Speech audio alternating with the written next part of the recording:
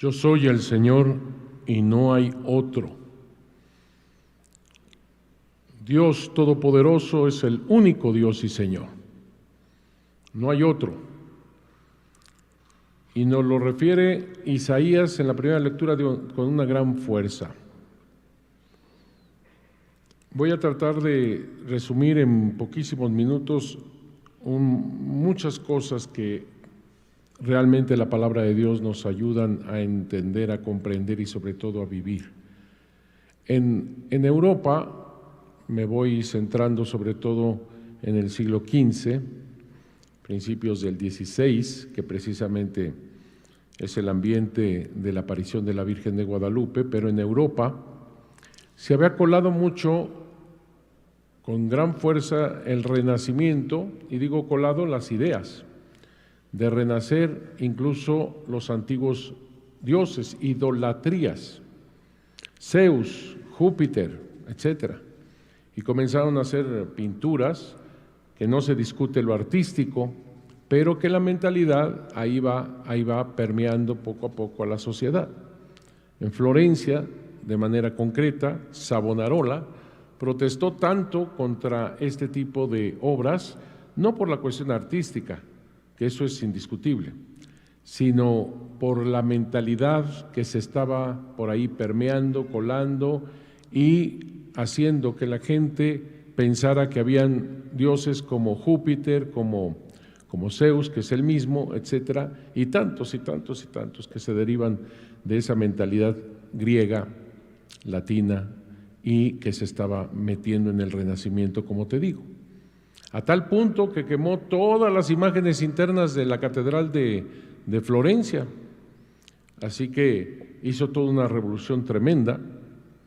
Esta manera también muy sutil, pero que van quitando del corazón y de la mente al verdadero Dios y Señor, por supuesto, estas idolatrías. En España también había una gran reforma en todo sentido, como lo vemos con el santo que estamos celebrando esta memoria, San Juan de la Cruz, que se estaba metiendo cosas que no eran realmente católicas y que hace una gran reforma, pero también a nivel intelectual se estaban metiendo este tipo de cosas también, y los frailes de manera especial, los franciscanos venían, también los dominicos por supuesto, venían en un tono obviamente de destruir todo aquello que no fuera el único Dios. Todo esto es porque dentro de nosotros hay esas semillas del verbo que andan buscando entre las tinieblas quién es el verdadero Dios. Y obviamente a Zeus, Júpiter y todos estos ídolos, estos dioses y muchas otras cosas, le ponemos muchas de esas características que son verdaderas las características, pero no así quien lleva estas características, porque no hay estos dioses, no existen estos dioses. Estas idolatrías han sido creadas también precisamente porque surgen de esta ansia, de esta hambre, de este anhelo de plenitud que solamente el único Dios verdadero lo puede dar, no estas idolatrías. Por eso, cuando a finales del siglo XV, en España, fueron tremendamente arrasados todos aquellos que no estuvieran conforme a la Iglesia Católica, entre ellos los judíos y los árabes, a tal punto que tú sabes que los expulsaron de la península ibérica. Así que imagínate tú cuando llegan estos frailes a México, 1523, 1524, los primeros franciscanos, venían verdaderamente a hacer una lucha cósmica en contra de Satanás. Cuando van viendo todas estas idolatrías, se quedaron verdaderamente espantados porque nunca se habían enfrentado a algo tan grave como lo que estaban viendo. Y todavía más, si todas estas, o la gran mayoría de estas idolatrías, lo que pedía era sangre y corazones, que podemos nosotros profundizar en la mentalidad indígena, por supuesto, pero en estos pocos minutos solamente les estoy pudiendo decir un ángulo de los europeos cuando ven todo esto, pues lógicamente este es el infierno, punto, basta. El diablo, todas las idolatrías, por supuesto. No no podían meterse a este anhelo de vida de las semillas del Verbo que hay en el corazón de todo ser humano, incluidos los indígenas, y que estaban buscando dónde es, por dónde es la plenitud, el Dios verdadero. Estaban como en tinieblas precisamente buscándolo. El más sabio, Netzahualcóyotl, rey de Texcoco, buscando este anhelo, él, sin quitar las otras idolatrías, porque también creía en muchas idolatrías, determinó que una de esas idolatrías, y remarco, idolatría, porque no es el verdadero Dios, le llamó Ometeotl, y le puso características como en Europa le ponían características a Zeus, a Júpiter. Son características, son cosas que surgen, ¿verdad? Que él fue el gran creador y todo eso, pero que no llegan a Dios. No es Dios, no es el verdadero Dios, aunque así le puso esa característica. No es el verdadero Dios. Buscando Netzahualcóyotl cómo poder responder a esos anhelos que palpitaban en su alma y en su corazón. No es el verdadero Dios, Ometeotl. Imagínate tú, en la concepción de Netzahualcóyotl, Ometeotl es aquel que se burla de ti, que se ríe de ti, que juega contigo en su mano y que en cualquier momento te destruye. Eso no es Dios.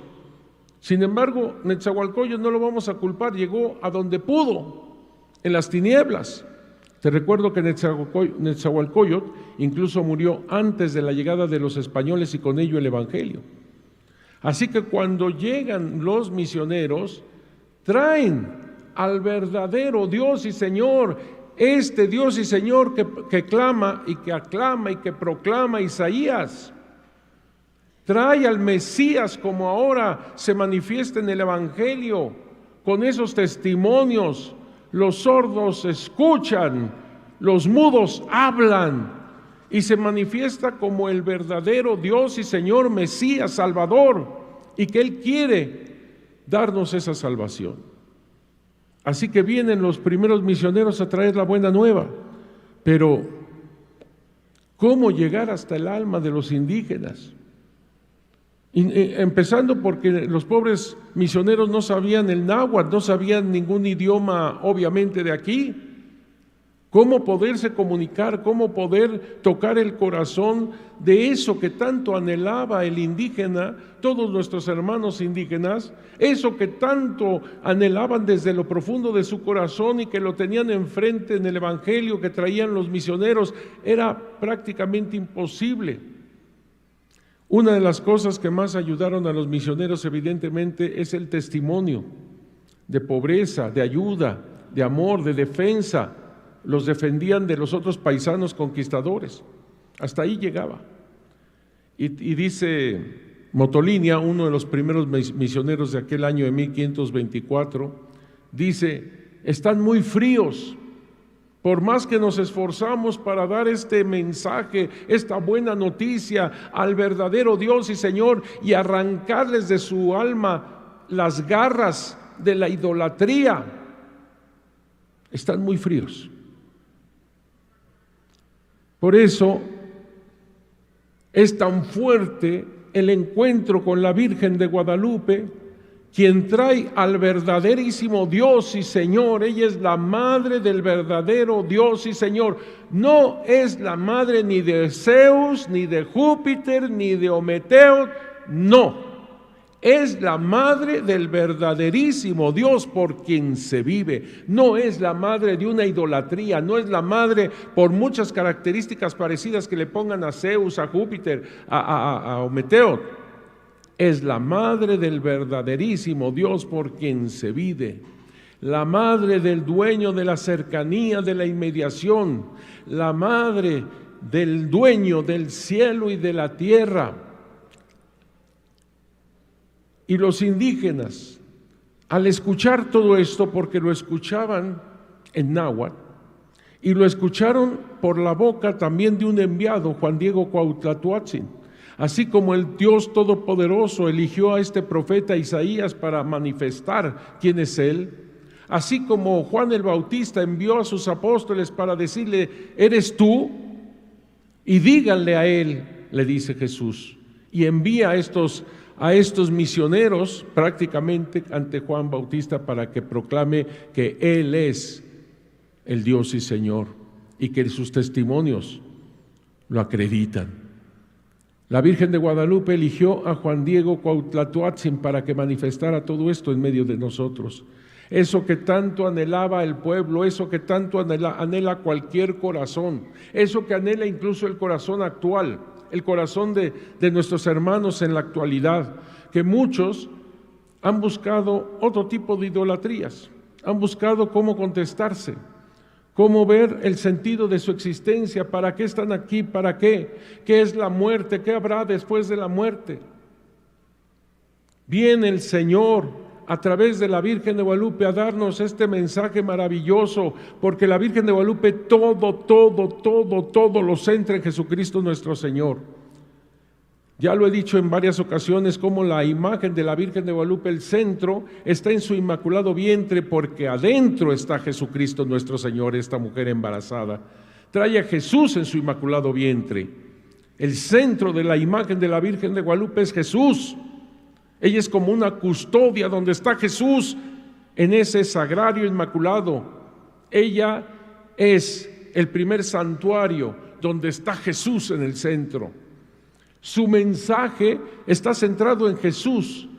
Quiero, tanto deseo, una casita sagrada para manifestarlo a Él, para ensalzarlo a Él, para ofrecerlo a Él, mi amor persona, Jesús. Así que el centro de esa casita sagrada es Jesús. El centro de su mensaje es Jesús. El centro de su identidad es Jesús. Soy la madre del verdaderísimo Dios por quien se vive. El centro de su anhelo es Jesús, quien viene a salvarnos. Por eso el hecho de que estemos aquí en esta casita sagrada manifestando que Dios es el único Dios y Señor, y que la Virgen Santísima de Guadalupe nos lleva de la mano peregrinando hasta Él con certeza y seguridad, al verdadero Dios. Hermanos míos, una de las cosas más importantes, el testimonio. El saber que Él es el único Dios, pero saber de parte nuestra comportarnos como tal, con esta fe. Dar un verdadero testimonio de que somos creyentes, de que nuestra fe está firme en el verdadero Dios y Señor, y que Él actúa por medio de nosotros como instrumento de su amor, así como actuó con Isaías, así como actuó con Juan el Bautista, así como actuó con Juan Diego Cuauhtlatoatzin. Somos instrumentos del inmenso amor de Dios, del único y verdadero Dios que quiere que todos nos salvemos. Que Dios nos bendiga.